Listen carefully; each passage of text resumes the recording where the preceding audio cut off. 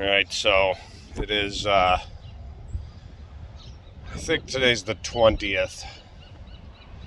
They scheduled me at the DMV for the 15th, which means I have 3 weeks until I'm actually going to get to go do the parallel park and pass my CDL.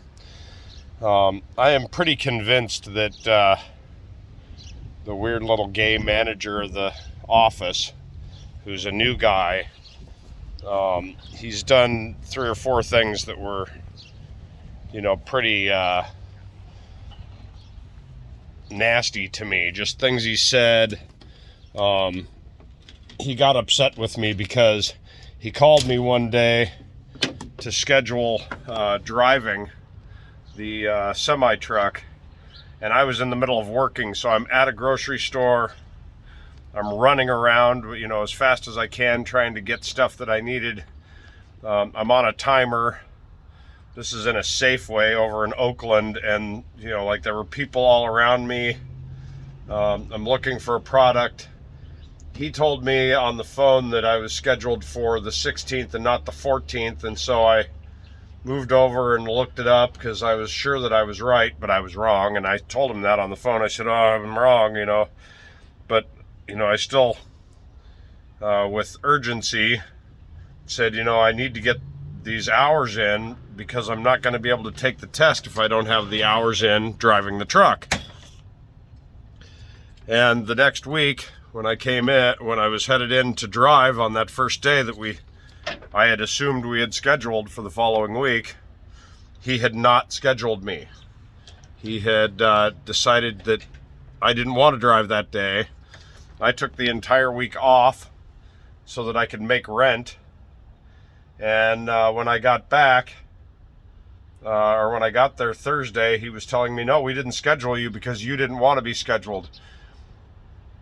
It was a miscommunication, but he was very nasty about it, the way that he said it to me, not just on the phone, but, when I came in. And so the following Monday, I was scheduled to drive, and we actually did that one. I can hear a drone flying by. When it was the day for me to come in, and the clutch in the truck went out, so we got pushed back even further. And, that doesn't really affect anything, but 2 or 3 times and over the next couple of weeks, he made snide remarks in passing. He changed my schedule without telling me, so I got there and was stuck having to wait around an extra couple of hours to drive. And then he forced me to come in to show him a piece of paper, which I could have shown him the day before when I was there, but he made me drive all the way down there, and he made me do it before 11 in the morning, even though I was scheduled to drive at 4:30 in the afternoon. So I was stuck there for 6 hours waiting around to drive for no reason at all. It cost $40 for me to drive back and forth from down there with the gas prices the way they are right now. So I was not happy about that. And then in the past, we had a little Hispanic girl. I assume she was Mexican, but I don't know. She barely spoke English. She spoke a little bit of English, but not very much. She failed the test because she hit a curb. They got her back in for another test 4 days later, or 5 days later.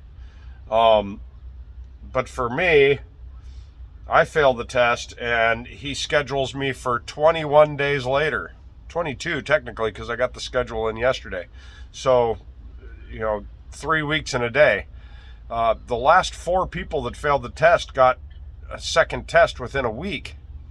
So why in the world he scheduled me for 3 weeks up the road? I have no idea, but it's driving me crazy. I'm very happy to be done with it as soon as I pass, which is just doing a parallel park and driving around the block after an air brake test. I have my CDL, and who cares what the school does? It's irrelevant. But anyway, I'm out here. It's been raining all day yesterday. my van has a fuel leak. I already dug all the way in from the back, but I need to get to that hose right there, down inside of there. That hose right there, this one kind of paralleling but underneath this one. And then I need to get to the hose right there in that top right. Oh, there we go. Got to get the camera in the right spot so that you can see it, if we can get it there.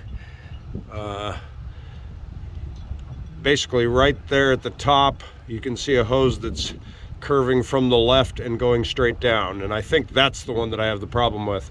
But to get this air intake line out of the way,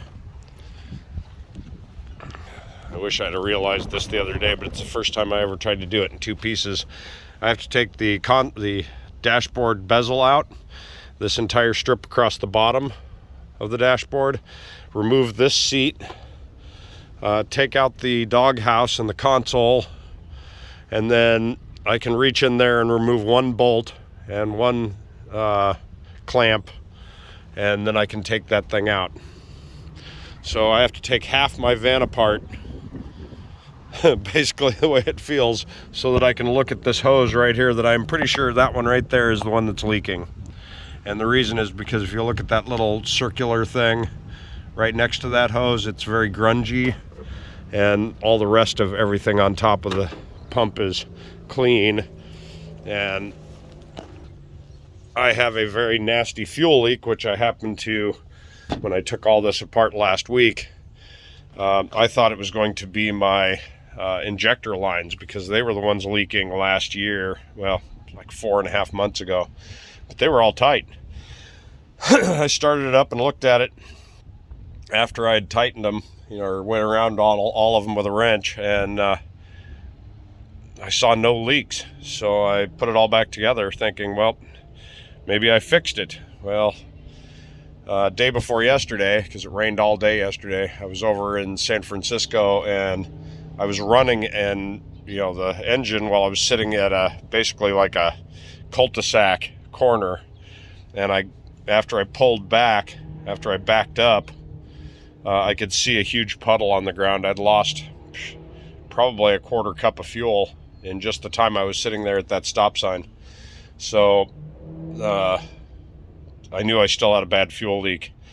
So yesterday I was going to do this, but it was raining sideways all day. Like literally I got out to the van, and the second that I got here it started raining, and it never stopped until this morning.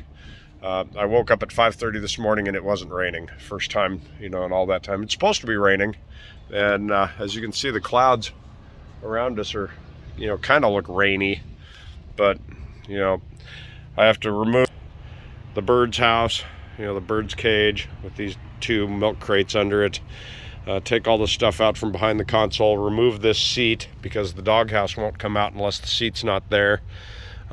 Then take all these dashboard parts apart so that I can get to the bolts back in here that are holding all of this on, and then pull that off. And then I have one bolt that's holding that air intake pipe on there. Vans kind of drive me nuts. Anyway, there you go.